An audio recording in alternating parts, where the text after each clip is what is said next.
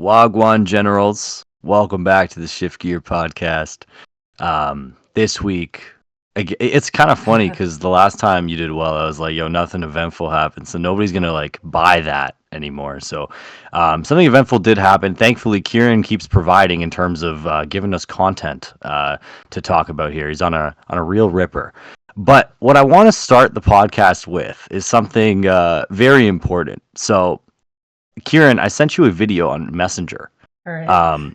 It's so Rowan called me. Rowan Stavnow, good friend of the podcast, called me early in the morning. He said, "Hey, we should make some posters for Ciaran for his day 2 run." I said, "Yeah, that's a great idea."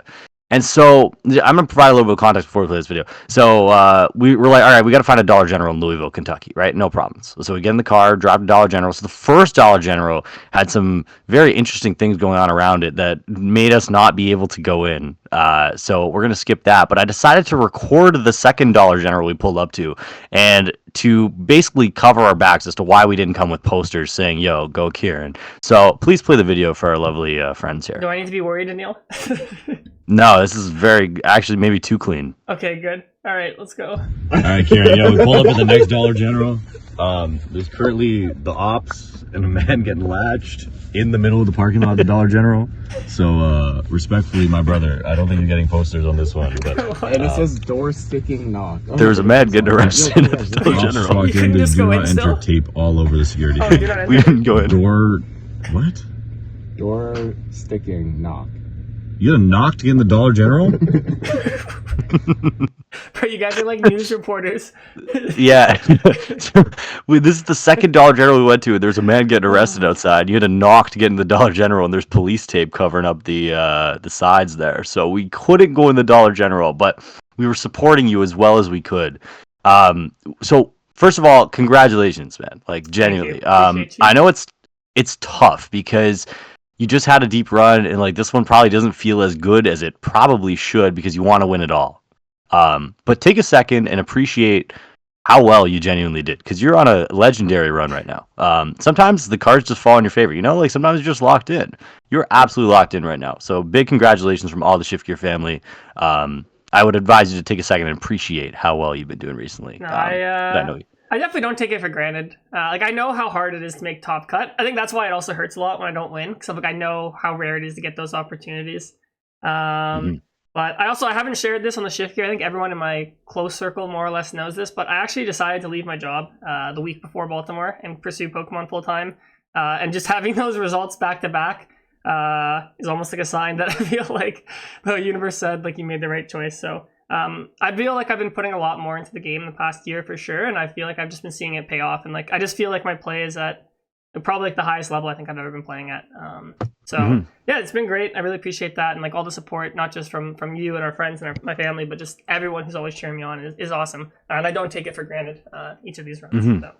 It's a great lesson of you really get out what you put in, isn't it? Like you've been coaching like a bunch of hours a day. Like I know even when we're recording, like you'll send me your schedule, and mine is just boring work meetings. But yours is like coaching all day, and like as much as you maybe do or do not realize it, like getting reps of any sort really does help. So, good lesson for everybody around that you get out what you put into this game a lot of the time, and that's awesome. I mean, like you guys are going to be really happy. You're going to get more like ciarantcg content, and maybe he'll spend some of his free time putting some sick edits onto our videos. But I'm not crossing my fingers. Yeah. I was just gonna say like that's my goal with that. I think I reached a point the past like year where I was trying to do like a normal job, do all my Pokemon stuff. I basically like sacrificed having like any normal social life or any of that. So it felt time. And I think just the support I've got from everyone just watching my content, everyone I work with coaching, it gave me the confidence that I was ready to do this. So I'm really excited about doing this. So yeah, hopefully you guys can get a lot more content from me, not just Shift Gear stuff on my personal channel too. Yeah, once again, just appreciate everyone supporting me. Like I wouldn't be able to do it otherwise. So. Yeah, it's tough to balance it all, right? I mean, you've been living that life for a few years now. It's tough to balance it all. I don't know. I feel like a lot of the top players, and we've had this discussion on pod before, like the top 16, like only 2 of them had like full-time real jobs. So it's now I'm lowering the number. You're one of those mans now, bro. Anyways, so let's get in real quick to. I want you to go over your run again. I know we already did this like the last time you top 8'd, and I guess it's a good problem that it's getting redundant. But Maybe take us through your run. What did you learn about Lugia? I guess would be my first question. What did you learn about Lugia, or maybe the meta overall that maybe you didn't know last time? First of all, I don't think I learned anything new. I think I was just like, if it ain't broke, don't fix it. I really wanted to play Terapagos. Like, I love playing Terapagos. It's like way more fun. And I think the deck's generally good. But I'm like, okay, like it doesn't make sense to not at least run Lugia back one more time. Especially since people still aren't respecting it. Like, I played so many opponents who did not play Lugia Tech in their deck. And I legitimately, as long as I don't sit across from Iron Thorns or Miraidon, I legitimately feel like, okay, like I'm at least 50-50 to whatever I am sitting across. So that's kind of just why I'm like, all right, let's just run it back. I mean, obviously I know how to play Lugia like at a very high level. I don't even think I'm being arrogant, but I'm probably like one of like the best Lugia players in the world. So I'm like, why would I not stick with my deck? So I just learned, you know, I think we've preached this on the podcast, play what you know. I think I know Lugia better than probably any deck like I've ever played in my life. So after back-to-back top 8s, I don't think arrogance is an issue. Yeah, play what you know, man, and it's a great lesson, right? So you played kind of what you knew. I don't know how much preparation with Lugia you did going into this tournament. Probably not a whole lot. Nope. Yeah, so it's crazy. Like you play what you know, and sometimes it carries you to great places. So this is a lesson for everybody. Take Lugia seriously. I think is the underlying message here. If Ciaran's playing it for LAIC, don't take it seriously. But if he is, then you know. So. Let's kind of go through your run then. Take us through the 8-0 day one, pretty legendary. Kind of walk us through that. Yeah, actually, why don't I just pull up my trainer court thing? It has all my matchups on it. Oh, I think I spelled this wrong. Do you know what the website is? If not, it's not a big deal. I actually don't. No, I've never built one of these things. I've always heard about them. What's it called? I have it on my Twitter, actually, the picture. So, you know what? Let me put my Twitter. I'm just doing that off the screen real quick since Elon does weird stuff. Elon's a crazy guy. I can't open my Twitter in public. Exactly. So, yeah. All right. So here we go. Also my list is, for anyone curious, the exact same list I played in Baltimore. Like I said, ain't broke, don't fix it. I think the list performed really well for me. There's no new cards in Stellar Crown, so I was like, let's just run it back. Also, shout out to some of my students. Adrian got top 4 at this regional as well. Shout out Adrian and Sonny, man. Yeah, shout out them. Great to see there. Jesse, he got second in seniors last in Baltimore, got top 16. And I don't know Gwen, but Gwen played my deck and they said that they had a good tournament, so shout out Gwen as well. Shout out Gwen. Yeah, let's start with the 8-0 day 1. I've actually never gone undefeated in day 1 of Swiss. I think I've gone like 9 wins in a row over like 2 days of Swiss, but never undefeated on 1. So honestly, like I feel like the day 1, like it felt like pretty smooth besides like one round. Like the first round I faced Raging Bolt. That matchup was purely just like, do you set up or not? I set up. Round 2 might have been my like closest set of like the whole weekend. I was playing against like a Reggie's deck with like area 0 to like make their bench bigger. Like game 1, I like prized Legacy, I think. Yeah, I prized Legacy. And then like I just drew scuffed hands and I couldn't win. Game 2, I had another scuff start, but I like pulled it out. And then game 3, it was kind of a weird game. So we had a time extension. And then like I also was just like drawing horrible hands, but like honestly, like the prize trade is so favorable for me with Iron Hands that if I can eventually get it, like I can win. But I had to get rid of Iron Hands because I prized it again this game.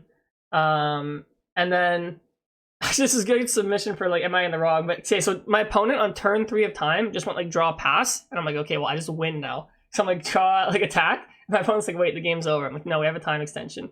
So at first I was like, bro, like you can't take that back. Like this is a regional, like you should know. So then like they called the judge over, like the judge agreed with me. It's like, okay, you passed, but then they appealed to the head judge. And then eventually I was like, okay, you know what? Like this, it's not like a normal thing. Like you made a misplay. It's like okay, like you forgot that we had a time extension. So I'm like, all right, you can take it back. So if my opponent had like their hand was like 3 cards, if they had like a way to like rescue Stretcher, Super Odd, get a Reggie plus boss, I would have lost. But luckily my opponent didn't have that, so I won. So we can discuss later if I would be the wrong if I forced them to pass. I kind of think maybe yes, but it worked out anyways. Even though I let them take it back. Next round I faced a Reggie Drago. It's actually funny. So I sit down and my opponent goes, "We've actually played before," and they actually looked really familiar to me. And my opponent asked if I remember what tournament. I was like, "No, sorry, I don't remember." And he said, "Oh, we played at 2013 Worlds." When him and I you told me this. were kids. And then immediately I'm like, oh, were you playing Darkrai? He's like, yes. I'm like, okay, I did remember that match. So that was really funny. Yes, that's Aneil's boy right there. Not when we did our top 10 video though. So my boy, situationally, I guess. yeah, I think this round like, he played double Sinnoh, which was annoying. But like the first game, he didn't draw very well, and like the second game, I think he went for like a Ciaran a little too early. Like he already VStar powered and Ciaran'd, so I was able to stick him with an Iono and just like kind of. I had a really slow start and I only got single chops, but like he just had to draw past for a bit, and I kind of just won that one. Round 4, I played Palkia Dusknoir. I mean, the games I set up, I won. The game I didn't set up, I lost.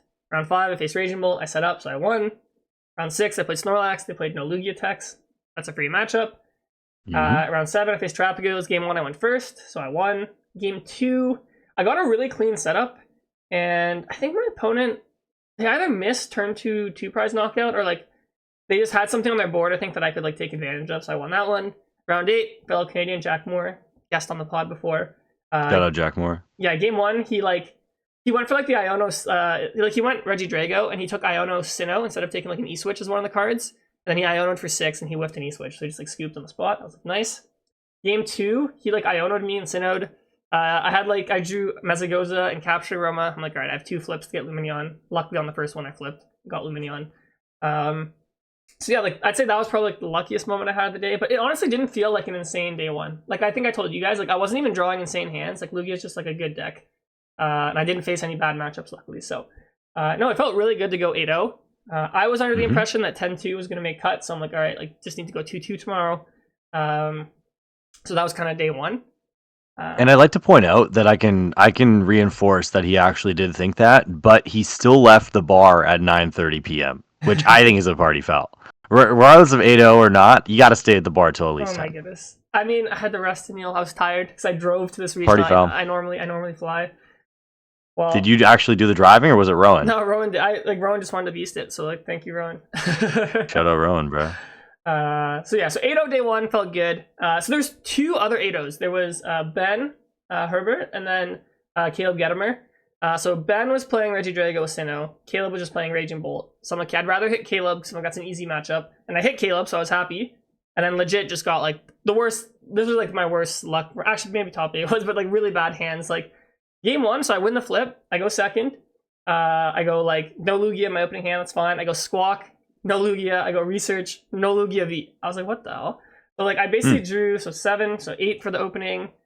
6 from Squawk, 14, 21 cards. I didn't see a single Lugia V or way to get one. So I still almost won the game just through Legacy Energy and Chinchino. And then like I like drew like a bunch off gift, and then I just need to draw boss to win. I whiffed. There's a Pokestop in play. I'm like, all right, if I get like Ultra Ball or maybe a Capturing Aroma to get Lumineon, I can win. And then I Pokestopped. My deck was like 15 cards, and I discarded my last boss, so I lost that game. Then game 2 again, I just like drew like horrible hands. I just couldn't set up, so I lost. I mean, that's how Raging Bolt matchup goes. They're like, you set up, you win. You don't set up, you lose. Round 10, I faced Palkia Terapagos. And like game 1, my opponent bricked so hard that I didn't even realize he was playing Terapagos Palkia. Like game 2, I saw the water and I just understood what was going. It was interesting game 2. Like I started only 1 Lugia in my active. My opponent got turned to like Rare Candy Dusknoir, and then like he Noctowled to get like E-Switcher and like Glass Trumpet or something and knock out my Lugia. But he left himself with like a 2-card hand with no draw and no Hoot Hoot. So on my next turn, like he couldn't knock me out, and I just stabilized and kind of won the game. So I think he overextended a little bit. But maybe if he didn't overextend, like I might have just won. So I don't know. Round 11, I played on stream, so if you guys watched that one. Game 1, I prized Iron Hands, or else I just win. Game 2, I set up, so I win. Game 3, I was in like a horrible position, but my opponent just like respectfully like mismanaged the clock like really badly, and just like turned that one into a tie. He also like didn't scoop like game 2. I had like a 99% win chance, and like he just didn't scoop the game. So like he burned an extra probably like 8 to 10 minutes off the clock for game 3. And then game 3, I did not draw a good start, but luckily for me, time got called like as he was going to attack. I think I could have pulled it out like 2 more turns to like force the tie, but yeah, definitely a shaky matchup for that one. Round 12, winning in, I faced Cal. I knew he didn't play Lugia attacks, which was great. Game 1, just complete roll. Game 2, I started Bear, and then he hit like 4 guys off of Flute. And I debated scooping, but again, respectfully, I think his pace of play, like how he played the first game and the second game, like I think I would have gotten timed out if I went to a third game. So I said, you know what, like let's play this one out, let's go for the win. I don't want to like leave it like to time. And the game was interesting because I was able to kill Rotom twice, and he was trying to try a Mimikyu Penny Loop, and I just waited, like just sat there and like let his hand get huge, and I think he played some of his cards a bit too early. Like he was down with counter catchers, and like he played Silene, and like he put his counter catchers back, so I knew they were in his hand. So I knew if I just wait to draw Iono, I can actually just like shift them to the bottom, and then he can't do Penny and Arvin. He'd have to, and he had one boss left, I think. So I'm like, all right, like I think I can actually get him stuck here. Then I had 3 Jets left, and I just used those on my Archeops to keep circling. And then he like benched a Mimikyu when he didn't need to, and that kind of just like left the door wide open. And once he did that, I was like, okay, I'm gonna win no matter what. So good on you too for not scooping that game. I was watching with like some of like I told you I was watching, but like some of the best players in the world. There was like 8 of us, like probably combined over 100,000 CP there, and none of us could figure out why you didn't scoop. Like we were all sitting there, we're like, dude, why is he just not scooping here? Like we didn't really see. We also like we didn't know that Cal had prizes Ogremon. Oh yeah, I figured that out like pretty early. Cause I'm like, that would have got benched a long time ago if you had that. So I was like, yeah, we were like half paying attention because like every 3 seconds one of the judges was like, yo, step back. So we're like, okay, sorry. So good on you for figuring that out and not scooping there. That was something really eye opening for all of us. Yeah, well, yeah, I think that was one of those things where it was like just I understood my win condition. I could have maybe scooped, like, okay, if I would have scooped right when I got like all my guys down, there would have been like 25 minutes, maybe after setup there probably would have been like 20 minutes. I don't know, I just didn't trust that I could get that game done in time. We just didn't know that. We were just screaming Ogremon the entire time. We're like, yo, where's Ogremon? We just didn't know. Well, bro, if Ogremon like ever came down on the board, I would have scooped, I think, because then I'm like, I can't you win. Just lose. But when I didn't see it come down, I was like, okay, it must be like he must have it stuck in the prizes. So yeah, that was a great win. So it felt good to make it back to Top Cut. My Swiss in day 2 was like extremely shaky. I think round 10 was the only like round where I felt like I set up. Then Top Cut gets paired against Michael Davidson. So I thought this was a really bad matchup because I assumed they just play Iron Thorns. Like, why would you not play Iron Thorns? But it turned out he didn't play Iron Thorns. And if Lost Box doesn't play Iron Thorns, like his only attackers that are big are like Iron Hands and Blood Moon. Which can't Moon either, right? No Moon. No Roaring Moon. You can't even knock out like my Blood Moon. So I, after figuring this out, I'm like, oh, like literally as long as I set up, like this matchup is like so free. So game 1, I go first, right? I like open a brick hand. I'm like, okay, it's fine. I have Capturing Aroma Mezagoza. I just need a Tails to get the Squawk. I go heads on Aroma, tails on Mezagoza. And then I'm just sitting there doing nothing. Turn 2, I had to like Pokestop. I discard like Boss, Minchino, but I discarded Archeops. And then I had a Jock in my hand, so I'm like, all right, like I can go single Chops, which I did. And like the game was just very difficult. I almost had a chance to win if I drew like Jet Boss off of his like Roxanne, because then I could like reset my Blood Moon at the end. I didn't get it. Game 2, I literally just set up. It was a roll, wasn't even close. Game 3, I just opened Luminion, no supporter. And I lost. Pretty good. It was really frustrating because I feel like the bracket was really, really good for me. I would have placed Charizard in top 4, and I would have faced Raging Bolt if I made finals. So, I mean, it's hard to be too upset because, like, obviously I had to have a lot go my way to even make it that far in the tournament. But, like, it's just frustrating, like I was saying earlier, like, I know how hard it is to get those chances, and just to lose like that, it's just frustrating. It felt like I really couldn't have done anything. So, that's my run right there. Still, like, an awesome finish. I've got a bunch of championships. Any words of wisdom for anyone looking to take this to LAIC? Is there any like little Lugia tips and tricks that maybe you haven't shared? I know you said you didn't really learn anything to this run, but is there anything that maybe meta wise that has changed since the last time, or no? Not really. It's just that like Lugia is a good deck. The one thing I do say is I like about Lugia is like you beat random jank. Like it's very hard to have like a strategy that just shuts down Lugia besides like Iron Thorns. Like people played Spiritomb, people can play Sinnoh. Those cards are like good against Lugia, but like they don't completely shut you out of the game. So, yeah, I don't know. I'd say like if you want to play Lugia, like it's just a good deck. I always say to people, play good decks, play good Pokemon, and over time you'll get good results. So that's my and like Lugia was really high up on my personal testing list as well going into the tournament because it just felt like your power level was a little bit higher than everywhere else. I eventually didn't play it because I just didn't like the inconsistency of turn 1 and 2. But like if you get past that, like you probably have the best deck in the room for the most part. If you can get past turn 2, I'd say maybe one advice is like I think people think the deck is more inconsistent than it is, or like your starts feel scuffed because sometimes you'll like squawk a bunch of energy, research energy, but it's like the deck can play like very well from scuff starts. Like you can win from single chops like pretty easily. If you understand like prize mapping. Like for example, like if I get single chops and I attack with an Iron Hands, it's like you have to ask the question like, can your opponent even afford to go after Archeops? Because like sometimes they'll do that. I'm like, all right, just Iron Hands again, take 2 prizes, and I'm like, I don't need Archeops. Like I can just Blood Moon to finish the game here. So I think don't be scared off by the perceived inconsistency. Like the deck is actually like probably like equal in consistency to a lot of the other top decks. It just feels more scuffed, if that kind of makes sense. Like I'd honestly argue Regidrago is more inconsistent than Lugia. Like getting set I up would probably agree with you. And yeah, I mean, if you look at the top 8 of like this tournament and like Dortmund and all that, like look, so I'm in top 8 here. That's back to back. Yerko just won, Joinville, back to back, top 8s for him. Rahul went like 9th, top 8, second. So I mean, like all of us are like good, like dedicated Lugia players, and like we're putting up the results back to back. So I think it clearly shows that if you're a good pilot of a deck, and Lugia, I guess specifically, you can see results. And I think Rahul made day 2 at this tournament too, so it's like not even like he like did poorly or anything. So yeah, that's my little spiel there. Okay. Yeah. And on that note, what sleeves did you use for the run? Do I have them on my desk? I used Endgame sleeves right here. The lilac. Endgame. Let me get that. Yes, let me get that. I did get that. Let me get that. They were good. I didn't even break a sleeve. I only had one where like the corner was a little off. So I just changed that out. I passed deck check multiple times on the weekend. So A+ for my first major. A+ from Endgame. Let me get that. Remember, always let me get that is the slogan of Endgame that we have created. It's probably not the official slogan, but it's the one we created. If you would like Endgames, there probably are some in stock down below. I don't really know. I haven't checked in a few They might be days. sold out, but you can check. Yeah, y'all been buying these up like crazy. So yeah, we'll leave the link anyways. Maybe you can just like look at them and hope they come back in stock magically. But yeah, Endgame's they're pretty good for us as well, for me and Julian and everyone else, and Labella and Jackson. Like we all use them. So I mean, all went pretty well. Speaking of Julian Gortberry, I want to give a very special shout out to Julian first of all. Top 16 with Turtle, that's awesome. Probably a product of the Ciaran and Rowan Masterclass, and if it wasn't, we'll just say it is. But shout out to Julian's mom, Tanya. Pokemon, we have a deal with her saying if you ever day 2, you will come on the podcast, which we will still hold true to.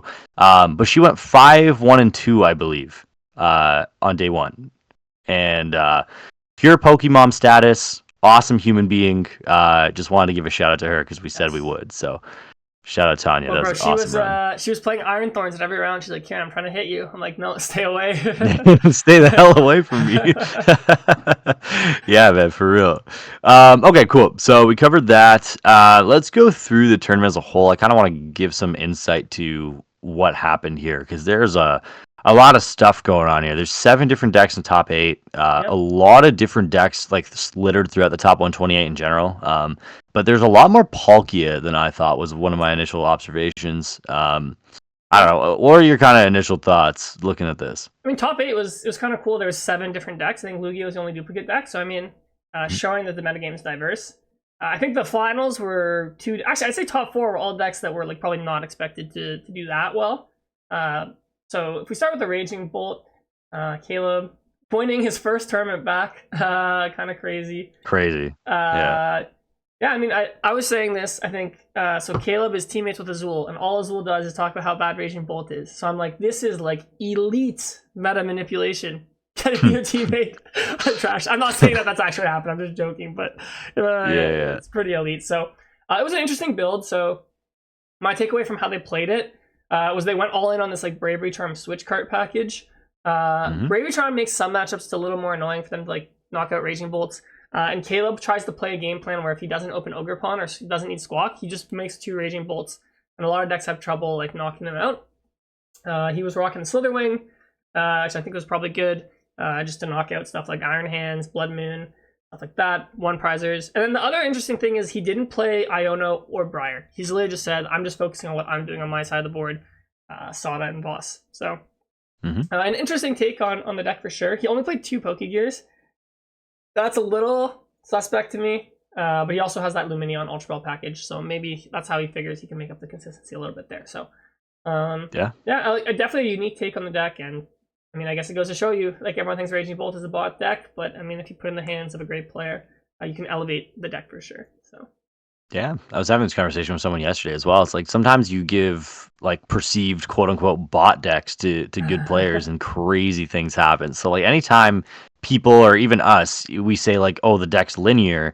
It doesn't mean that the deck doesn't have other lines that you can exploit. There's always ways to kind of think outside the box and go with that. So like this build's super innovative. Like my initial thought process, I just looked at those energies. I was like, holy, there's 5 grass energies. Like that's kind of crazy to me.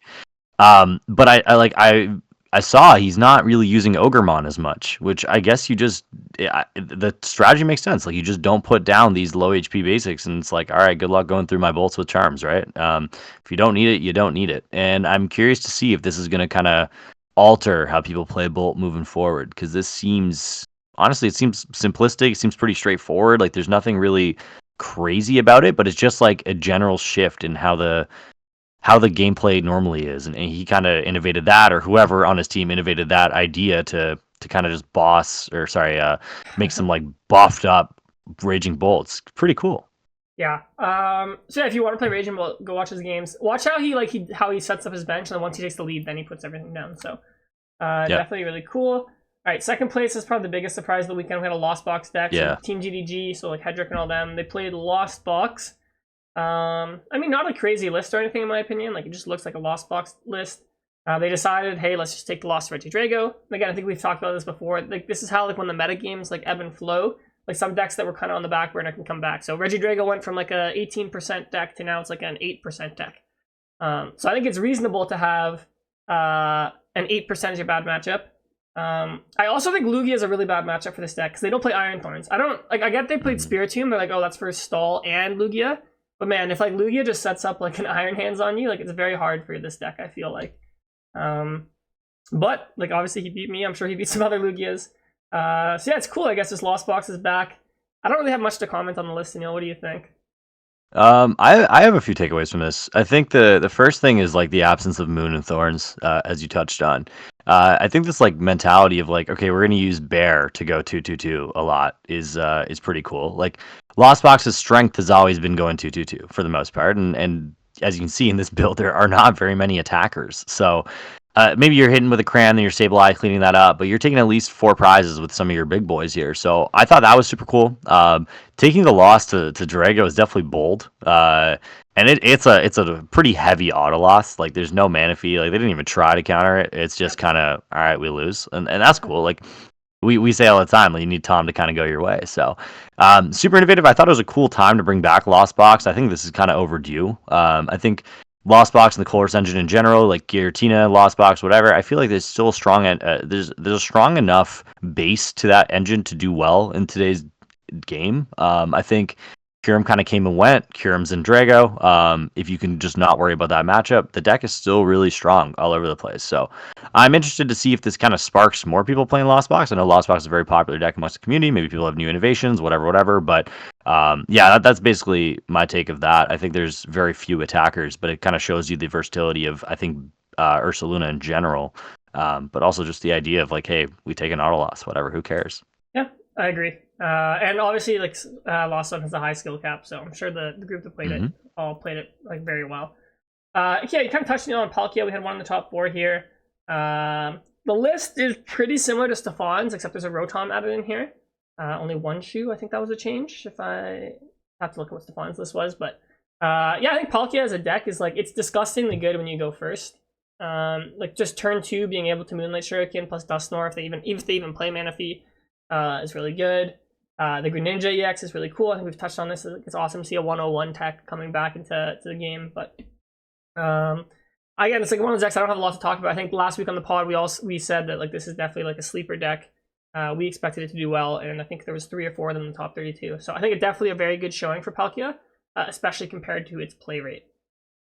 Yeah, not a sleeper deck anymore. I'll tell you that. For sure. I was at a League Cup yesterday with like 65 mans, and I counted at least like 20 Palkias. Like, there's a lot of mans running around to the point where I put a 1/1 Mawile VStar in my turtle deck to counter Greninja. No, I'm just kidding. That card is not serious. But yeah, like, it's good. Like, you see this potential of this deck just to Moonlight Shuriken plus Dusknoir wipe any board state completely, and you have Greninja to also help with. Greninja EX to help with that as well. It's a good deck. It's solid. It's very oppressive. Dusknoir is as well very oppressive, and we may need to have a talk about this card soon again. But yeah, it's a good deck. I don't really have much more to add Did than you that. It's just very good. did you see that kid who was walking around with like the band Dustor sign? Yeah, I did. Did you sign it? No, I didn't like meet him, but I just saw the picture. He just like randomly walked by. I signed it for him. I'm like, Good. yeah, I would sign it too.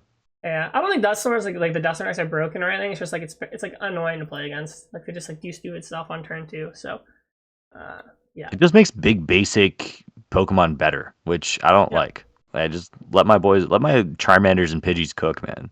Yes. All right, so top 4, we had Charizard. I think we've been talking. Charizard's kind of, it feels like it's fallen off a little bit, but Sebastian took it here to the top 4. Again, 3-1-2 Charizard, only 5 fires. But I mean, I think at this point, people have decided that's how you play the deck. And you can get away with that. Yeah, his list looks pretty standard to what we've been seeing from Charizard lately. So I think probably just a good pilot. He kept Cleffa, which I think a lot of people are talking about cutting, maybe playing a 4th Nest Ball since you want to go blind first with Charizard in this format, which is a little suspect. But I think Cleffa's still just a good backup. He went with Unfair Stamp as his A-Spec. I know I like playing like the Hero's Cape. But I mean, the power of Disruption is just so powerful. I mean, like if you can stick your opponent for 1 turn, that's normally enough for you to just win the game. So, yeah, just a solid list. Sebastian, he's a young player too. He got 2nd at Worlds and Seniors a couple years ago. Actually, his top 8 match was against Ben, who got top 4 in Seniors last year. So 2 of the young guns going at it. And Sebastian shout out Sebastian for no reason other than his top 4 placement. Shout out Sebastian. I like Unfair Stamp as well. I think I just like I find a lot of the time with Zard that sometimes you need a little bit more in your own hand. Like I know Unfair Stamp is a really great disruptive supporter, but Unfair Stamp is also really good as a trainer just to fetch you more. Yes, sometimes your one Arven isn't enough, right? And that's the one fall off I found with Heroes Cape is it doesn't provide utility in terms of allowing my deck to function more as like a defensive card. Whereas Unfair Stamp is defensive and also offensive. So I like Unfair Stamp as a whole. I think there's a great case to be made for any A-Spec and Charizard. But yeah, this is the greedy Zard list that I'm deathly allergic to. And I know maybe we'll get to talk about Sam Liggett's list as well, where he just went, hey, I'm not playing Greed Zard, and he did pretty well too. So it's good to see Greed Zard doing well. I agree. So nice to see Charizard make back to the top. It felt like it was missing for a bit. Cool. All right. Next up, we have Regidrago. Here from Ben. Nothing crazy to be honest. Like he played the Noctowl build, which I really like the Noctowl. I think Noctowl is awesome. It's like so much easier to pull off your combos.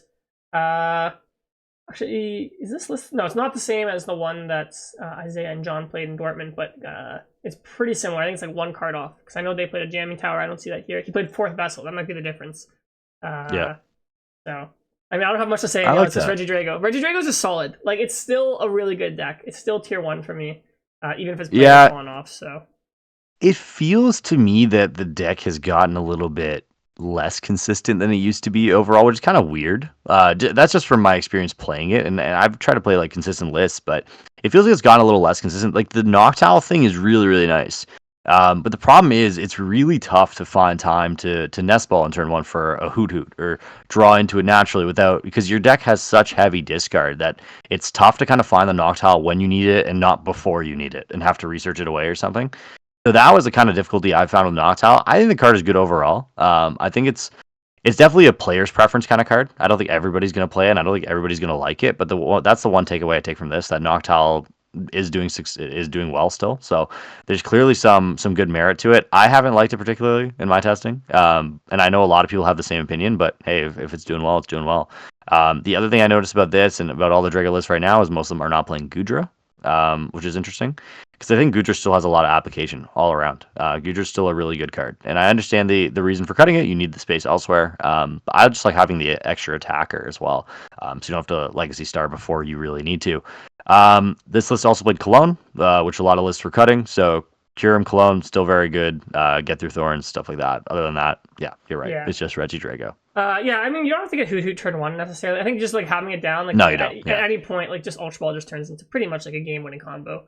And like this deck likes combos a lot, right? Like you like going, I don't know, say no, like Prime Catcher Cologne. So just being able to do that, I think is really nice. So I've been enjoying the Noctowl. Agreed. All right, next up is my deck. We don't have to talk about it. Kieran Farrar is a waste man. All right, we have Terapagos here. And Aneil, I'm going to give myself a little pat on the back. Absolutely. As well as Rowan. Go for it. This list that made top 8 is the list for my Masterclass. Still on sale, by the way. Go get it. But yeah, I mean, Terapagos, like I've been hyping it up. It's a great deck. Like this list is just kind of aimed at consistency, and the 2 tech spots are really just the Manaphy and the Vitality Band. Manaphy is just there because if you don't play it, like your Regidrago matchup is, in my opinion, like 10-90. They're just gonna cure him twice if they know what they're doing. And then Vitality Band really helps you swing Mirror, which is really, really strong. I'd say if one player plays Vitality and the other doesn't, like that Terapagos player is probably favored by like 15-20%. So, yeah, I mean, just a consistent take on Terapagos. I don't really have much else to say. I've been hyping this deck for a while, so good to see it convert here into the top 8. Yeah, this deck's great. This deck's fun, man. It's a great puzzle. Fun. I played it for the first time yesterday. It was awesome. Yeah, it's a cool deck. This is your list. You guys did a great job with this. The 2 things that kind of stood out to me in playing it for the first time was I always felt like I wanted an extra stretcher, which is really weird. I don't know why, but it felt like I was discarding a lot of stuff. I was prizing a lot of Pidgeys, but there's nothing you can really do about it. Like, no, you can't. You're right. It's 20% of games, right? 20% of the games, just suck it up, get over it. But it definitely feels a little bit bad. So Terapagos, I think, as a variant, as an archetype, is really, really strong. You do need a little bit of fortune to go your way. Like, you don't want to prize Briar, you don't want to prize Countercatcher, you don't want to prize Pidgey, but sometimes that is going to happen, and that might be the thing that stops your run. And I know for Gabe, it was he prized double Fan Rotom, and then that was the end of his run in Game 3 in top 8. So, yeah, it happens, but that is the life you choose when you play Turtles. Yeah, I mean, one nice thing about like prizes with this deck is like, let's say you prize Briar, like you have to get it when you like basically while you're down to like 2 or 3. So like you do get to go through like at least half your prizes normally to fish it out. So, and like a lot of games you don't even need Briar. But yeah, so Terapagos, I think it's been proven the past couple tournaments that it's definitely at least tier 2, tier 1 deck in the format. So, all right, last top 8 deck is Yerko. His Lugia is actually very different than my Lugia, so I want to go through it. So, he won Joinville, literally like 2 weeks ago or something.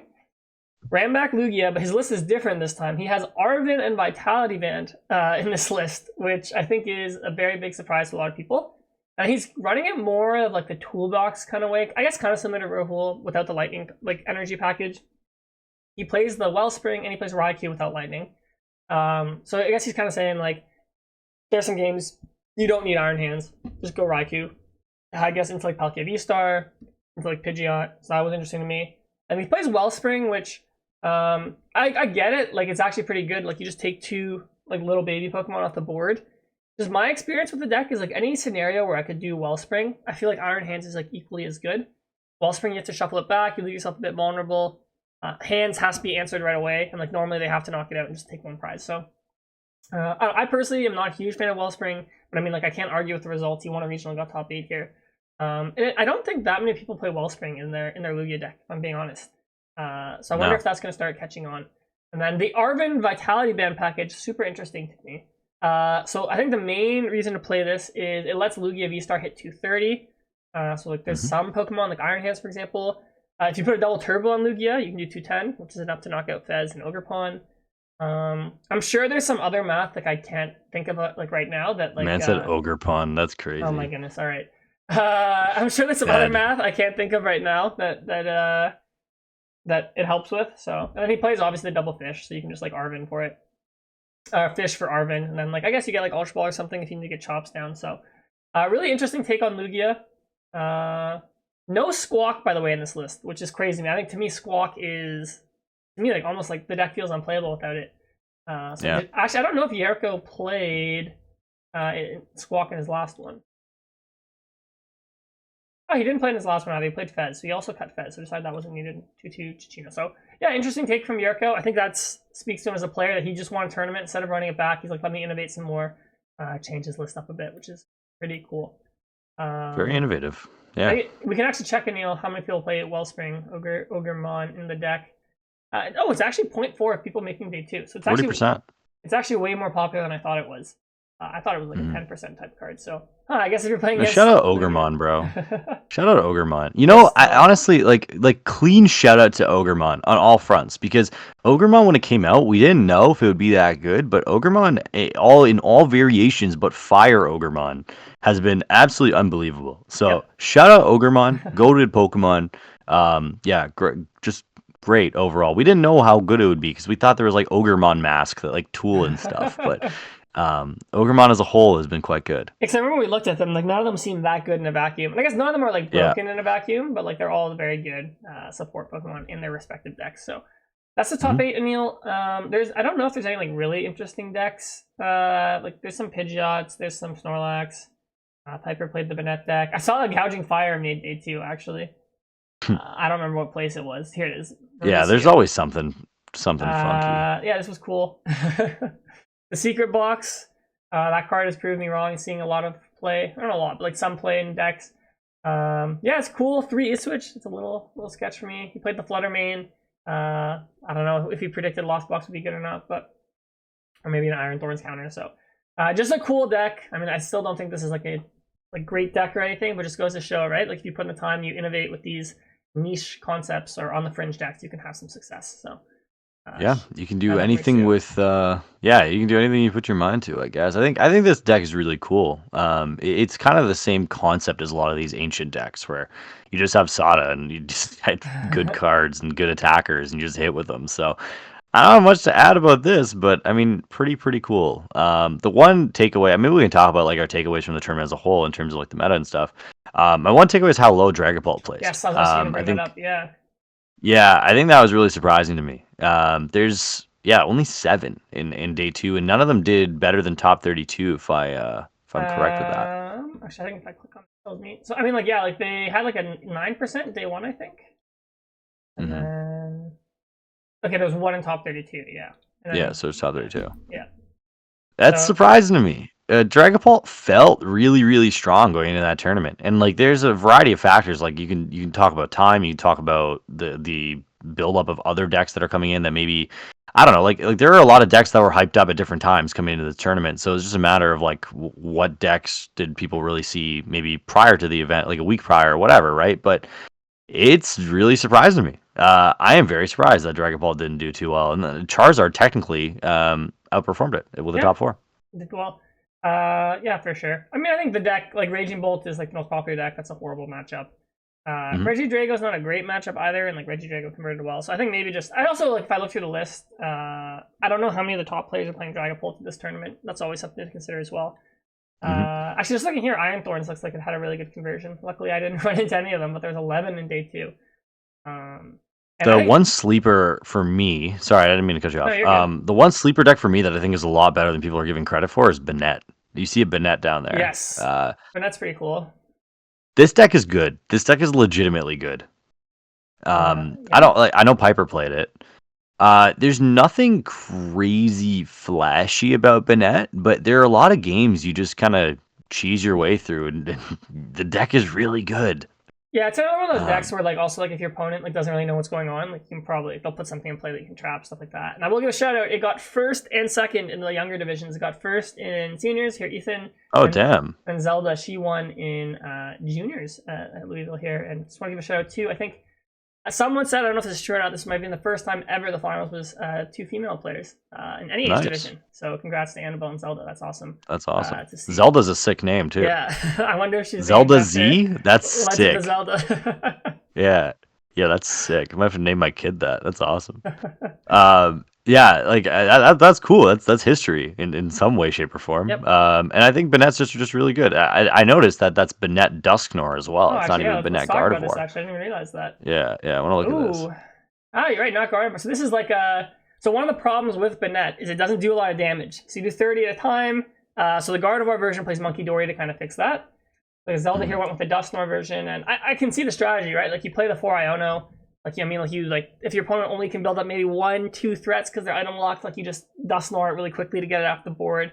Like you gave your opponent prize cards, so you can play that Iono and I guess just get them stuck the rest of the game. So a really cool deck here. I wonder what she lost to actually. Are you able to see that? Yeah, they have now on Limitless the juniors and seniors. So she lost to Raging Bolt. So I assume Raging Bolt. Oh, that's what you mean. Probably hard to beat just because like they just can mow through the Banettes, but. Yeah, no, it is cool now that juniors and seniors get their own Limitless pages now. So I know a lot of kids have wanted that for a while. I wish that happened. That was a thing when we were younger. So. The one selfish request I will have is I hope they upload some older tournaments on here at some point as well. I think that'd be kind of cool because I noticed that US Nats is now on there for some years. Is it? which is pretty interesting. Yeah, like US Nats 2013, I think, was on there is one thing that I saw. I don't know how far back Oh, it bro, they even have goes. some of the European ones. Like, yo, let's get the Canadian Yeah, ones on here. where's Canadian Nats, bro? We need our moment here. Bro, Germany and France can get their Nats on here. Come on, man. Let's get some Canada. They were definitely bigger Australia, Nats than ours, Australia? but No, bro. Australia. Ours was definitely bigger than Australia. Yeah, ours was bigger than Australia, yeah, for sure, Yes. for sure. All right. Well, Robin, if you listen to this, or someone knows Robin, tell Robin if he wants. I have the results. Reach out to Ciaran or Aneil. We'll help you. Yo, get someone DM Robin right now. Yo, get this done, please. Someone DM Robin. Last time I'll DM Robin. I'll handle this. All right, thank you, Aneil. I appreciate you. Perfect. Okay. Other than that, not a whole lot. Honestly, I think we have a lot to look forward to with LAIC. Maybe we can get into our "Am I in the Wrong" segment real quick actually, before we jump to that, Aneil, the one thing I want to talk about, we can speed run through it, is how do you feel that 10-2 did not make cut? I think it went down to 18th place, so you could go undefeated day 2, which I think Alex Szymanski did, and he didn't even get top 16. And I know there's a lot of takes about this. I think some were a bit overreactionary. Yes. But yes, it probably does feel bad. So, what is your take that you could go 6-2 into day 2 and you couldn't make top cut? Well, the one thing we know is our community always over-exaggerates. They overreact sometimes, and that's okay. That's why we love them. But I do agree it's a big deal. I think I was personally surprised to know there was only 4 rounds in the second day. Like, that was a surprise to me. I didn't even realize that. Yeah, I don't see the harm in putting in an extra round. I think it's a pretty easy fix. You put an extra round or whatever it is that you need to do on day 1 or day 2 to make this not happen again. Maybe it's just a lesson that we needed to learn the hard way. I don't have too many thoughts to it other than that. Obviously, you should go into day 2 having a chance to win the tournament at all times if you make it that far. But I think it was just a miscalculation on Pokemon's part. Yeah, so I was discussing with some people, and they're like, well, like, even if you have extra rounds, whatever, like, 8 people still make cut. So, like, I guess, like you got eliminated day 1, and, like, you just got the chance to play for, like, top 32 or 16. But yeah, I think it feels bad that, like, people don't know that going in. Like, I agree that, like, it's a reasonable expectation to think you can make top cut if you go into day 2. So I get why we play 4 rounds day 2. The reason is now that we have asymmetrical cut, that's like an extra round. So they want to reduce time. But we used to play 6 rounds day 2, so I don't know why I can't play 5 again. Also, day 1, that isn't restrained by time with like asymmetrical cut. I think like we should trigger 9 rounds, way lower of a number of players. This was a bit of an anomaly since we just barely missed the 9-round cutoff, and the tie rate was very low. I think it was like 10%, when normally tournaments is around that like 12 to 15%. Like no one tied the last round. I think I messed it up my 1 round when I tied, and then like we both won to make it in. So some funky stuff I think happened. But honestly, the other thing I have a problem with is, like, let's say that we did have the asymmetric cut with 10-2s. Like, if we had 18 people playing for top cut, that's a bit crazy to me as well. One thing I hate about asymmetric cut, I like it in general. I don't like that if you have a better record than the asymmetric cut, they still make you play. So like in this tournament, right? Like let's say we had the asymmetric cut to 18. If Caleb went 12-0, he would have had to play asymmetric cut, which doesn't make sense to me. So again, it feels like one of those Pokemon things where it's like they 1 step forward, 2 steps back. Like it's a good idea. Like they just haven't implemented everything like properly.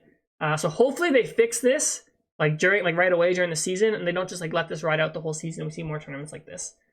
So fingers crossed for that. So I don't know if you have anything else to say on that point, Aneil. No. I think you hit it right on the head. So let's go to our little segment here before we end off. So we got one last week on a comment on our video. Do you have a specific one that you want to do, or can I read this one? I have someone in, but if you have one, do it. We'll do this one like next week or something. Oh, if you have you can do the one that we sent in, or that was sent in. I don't mind. Okay, and we'll do that. Like, we'll do the comment another time. Okay, cool. Yeah. All right, so I have this one. Last season at the it's more of a what should I do, I guess. Last season at the San Antonio Regionals, it was my first. I was 3-0-1 when I faced an opponent who pulled out a calculator saying they needed it because they were slow. They were playing Mew VMAX, and I had Rapid Strike Urshifu with Spiritomb, so I expected a quick match. My opponent's deck was triple sleeved, and they could barely shuffle or search due to its size. Okay, game 1 took 35 minutes, which the commenter won easily. They scooped game 2 quickly, aiming for game 3. Before game 3, I asked my opponent if they wanted gentlemen's, but they didn't know what that meant. So I explained it once per the rules. My opponent's partner joined and even commented during the game, which was frustrating. As time was called, they mistakenly drew cards under Spiritomb's ability. I pointed it out, and the judge penalized them. They argued, claiming I pressured them to concede earlier, which the judge dismissed. After the penalty, they played Turo, and we signed for a tie. So the commenter's question is, when should I have called for the judge How do you communicate with an opponent who can't shuffle? And how do you handle these issues without coming off as a bully? So. Yes. It's a pretty loaded question. Well, I think first of all, I think your issue with the triple sleeve plus the calculator plus not being able to shuffle should be addressed by a judge to begin with. Yeah. I think that'd be my take on this. Like, yeah, you want to solve the problem yourself, but I think you should bring a judge over, and by doing that, you also kind of alert the judge to like, hey, we might need a little bit of help here throughout the set. So, I think you were faced with an unfortunate set of circumstances that basically prevented you from getting a win in a situation where you got a tie. And I think that happens in Pokemon. I've seen some weird stuff happen, and that's just part of the game. My opinion is that you probably should have called the judge a bit earlier. What do you think here? Yeah, so I think normally with me when I like ask people to speed up stuff like that, like I gauge if my opponent's like an experienced player or not. So it definitely sounds like you weren't playing as an experienced player. Like so, for example, you know what? I don't think you're allowed to use a calculator. So no. I always try and just preface it. I said like to my opponents, I would say, hey, I'm not trying to be rude. Do you mind just playing faster? Or like, hey, not trying to be rude, like, do you mind like not doing this? Or like, if they shuffle too much, be like, hey, like, can I help you? Can we get a judge? I think call a judge as soon as something is wrong. Like, ask your opponent very politely to like fix whatever you want them to fix, and if they still don't do it, like, just call a judge, because like otherwise you have what happens here, where like you feel upset because you didn't call one early enough and you tied. If you're playing against if I'm playing against someone experienced, like let's say I was playing against Aneil, I'm not saying Aneil would do this, and like Aneil's obviously slow playing me, and I have no issues. I say, hey man, like you got to play faster. Like don't like if they like play like I've had opponents before who'd be like, all right, I'll level ball, shuffle, vessel, shuffle, and I'll just straight up call like, hey, stop stalling. Like I'm gonna call a judge. I call a judge immediately once they do that, because to me like that's clear intent to stall. But if I'm playing someone newer, like who's clearly less experienced, I'll say, hey, like it's like shuffle, like go back in, stuff. Help like them that. through it, yeah. Help them through it a bit, 100%. And then don't feel bad about calling a judge. Right at the end of the day, like this is a tournament. Your opponent, like it's probably better for them that they learn like how the procedures or how a tournament works. So. I guess moral of the story, just don't be afraid to call a judge. Don't worry about coming off as a bully, as long as you're like not like mean to your opponent. Like it's never mean to call a judge. Never feel bad about calling a judge. It only crosses the line once you start being like mean towards your opponent. So that's my take. Absolutely. Yeah, no, I agree with that. Okay, so I wanted to shout out Pokeduels real quick. He met us at the bar. Great guy. He was awesome to us, so I just wanted to shout out Pokeduels. If he is watching this, shout out to you. Shout out to everybody who we met at Louisville. We met a lot of people came up to us saying they liked the podcast or the commercial or CiarantCg or Ciaran's Masterclass or my stupidity or whatever it is. And thank you to all of you who do that. Let us know in the comments below about your Am I in the Wrong comments. Let us know if you want to congratulate Ciaran or you want to challenge him to greater things. It's completely up to you. And let us know what you think about the meta. I think this is really cool right now. There's a lot of cool decks going on. We'd love to hear your thoughts as to how the diversity versus the oppression of Dusknoir, like how that kind of shapes up everyone's opinions. Anything I missed? No. Yeah, thanks for listening, everyone. We'll catch you next week.